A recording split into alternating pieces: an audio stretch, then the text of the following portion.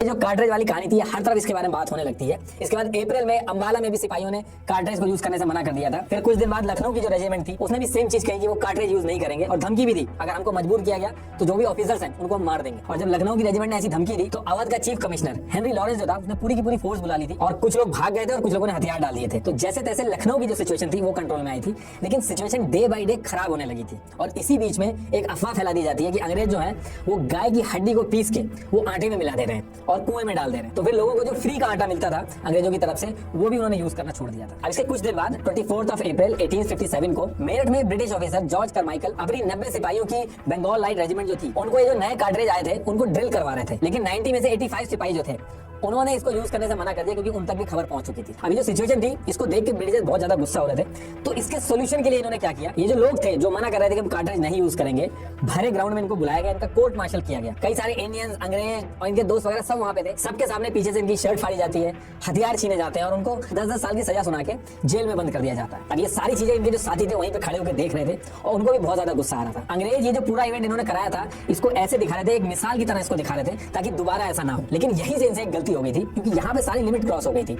अगले दिन 10 मई 1857 को संडे था और ज्यादातर अंग्रेज जो होते हैं इस टाइम पे चर्च में थे। तो ये जो सिपाही थे जिनको बंद किया गया था इनके दोस्त क्या करते हैं, जेल के अंदर घुस जाते हैं। इन 85 सोल्जर जो थे इनको छुड़वाते हैं। इनके साथ साथ बाकी जो इंडियन कैदी वगैरह थे, चोर उचक्के थे, वो भी छूट जाते हैं। पूरे के पूरे जेल में आग लगा देते हैं। जो भी अंग्रेज ऑफिसर वहां पे था उनके गले काट देते हैं। बहुत ज्यादा मारकाट होती है और जितना भी गोला बारूद था वो सारा कुछ उठाते हैं और वहां से निकल जाते हैं। अब यहाँ से ये सारी चीजें ये लोग कर तो आए थे लेकिन इनको पता था कि जो ब्रिटिशर्स हैं वो इनको छोड़ेंगे नहीं, इसलिए लोग जेल से निकलने के बाद तुरंत प्लान बनाते हैं दिल्ली की तरफ जाने का। रात में ये लोग निकल जाते हैं और अगले दिन यानी 11 मई 1857 को मॉर्निंग में ये लोग दिल्ली पहुंच जाते हैं। अब दिल्ली जब पहुंचते हैं वहां पे ऑलरेडी इंडियन सिपाही थे, वहां उनकी ड्यूटी लगी हुई थी। ये लोग उनको वहां पे सारी चीजें बताते हैं और बताते हैं कैसे इन्होंने मारकाट मचाई। तो जो दिल्ली के सिपाही थे वो भी इनको ज्वाइन कर लेते हैं और फिर वहां से ये लोग प्लानिंग बना के दिल्ली के जो ब्रिटिश ऑफिसर थे उनके ऊपर भी अटैक कर देते हैं। और दिल्ली के अंदर अंग्रेजों को बहुत ज्यादा मारा काटा जाता है। द ग्रेट मैगजीन एक जगह थी, वहां पे सारे हथियार, सारे बारूद वगैरह रखे हुए थे, वो सारी चीजें लूट ली जाती है। जितने अंग्रेज ऑफिसर थे इनको दिल्ली छोड़ के तुरंत भागना पड़ता है और इस पर्टिकुलर टाइम पे दिल्ली के ऊपर सिर्फ और सिर्फ इंडियन सिपाही जो क्रांतिकारी थे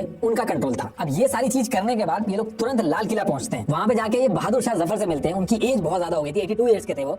उनसे जाके मिलते हैं और कहते हैं कि आप हमारे लीडर बनिए। तो पहले तो बहादुर शाह जो थे वो क्रांतिकारियों के भरोसे ब्रिटिशर्स के अगेंस्ट खड़े होने से एकदम साफ मना कर देते हैं, लेकिन सिपाही इनको फोर्स करते हैं और शहंशाह हिंदुस्तान बनाने का सपना भी दिखाते हैं कि दोबारा से मुगल सल्तनत का परचम लहरेगा। ये सारी चीजें बताते हैं।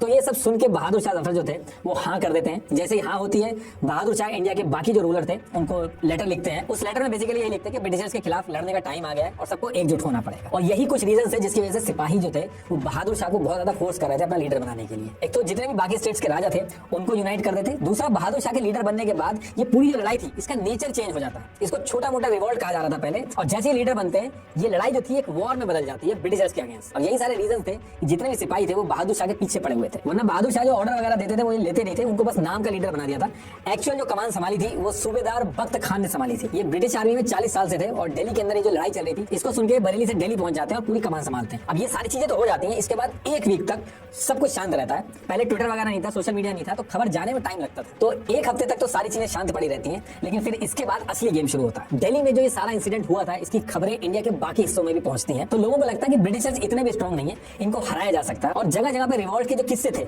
वो सुनाई आने लगते हैं। अभी जो मैं कह रहा हूँ कि जगह जगह पे रिवॉल्ट हो रहे थे, इनका मतलब क्या था? देखिए, रिवॉल्ट करने का मतलब पहली चीज तो सिपाहियों के साथ साथ आम जनता जो थी वो भी इस रिवॉल्ट में थी। मतलब कि आम जनता जो थी वो अंग्रेजों के जो ऑफिसेस थे, कुछ उनकी बिल्डिंगें थी, उनमें आग लगा देते थे। अंग्रेज अगर कहीं जा रहा है उसके ऊपर अटैक कर देते थे। तो इस तरीके से किससे जगह जगह पे सुनाई आने लगे थे। तो सिपाही और जनता जो थी वो अलग अलग जगह पे इस तरीके की चीजें कर रही थी। और इनके साथ साथ आगे चल के जो राजा थे, जो डॉक्ट्रिन ऑफ लैप्स के चक्कर में पेंशन पे जी रहे थे, वो भी इसको ज्वाइन करते हैं। 13 मई 1857 को फिरोजपुर में छोटी सी मारपीट होती है। फिर अगले दिन 14 मई 1857 को मुजफ्फरपुर में इंसिडेंट होता है। उसके बाद कुछ दिन शांति रहती है। फिर 21 मई 1857 को नौशेरा के अंदर लड़ाई होती है। और फिर यूपी के अंदर जगह जगह पे इटावा, मैनपुरी, अलग अलग जगह पे लड़ाइयां होने लगती हैं। ये यहाँ इतनी जगह पे जो मेन फोकस था इस पूरे रिवॉल्ट पे ये चल रहा था। इंडिया का जो साउथ और नॉर्थ ईस्ट का जो एरिया था वहां पे ये जो रिवॉल्ट था वो नहीं हो रहा था, उसका बहुत कम असर था। अब इसके बाद ब्रिटिशर्स को समझ में आ रहा था कि ये अब आउट ऑफ कंट्रोल हो रहा है, तो वो तुरंत हरकत में आते हैं और यूके के अंदर से रीएनफोर्समेंट मंगाते हैं 2000 सिपाहियों की। अंग्रेज जो थे वो ब्रिगेडियर जनरल जॉन निकोलसन को इन सब चीजों से निपटने का जिम्मा देते हैं। सबसे पहले ये यूपी को टारगेट करते हैं और उसके बाद इनको जिम्मा दिया जाता है कि दिल्ली के अंदर ये सब चीजों की जड़ बैठी हुई है,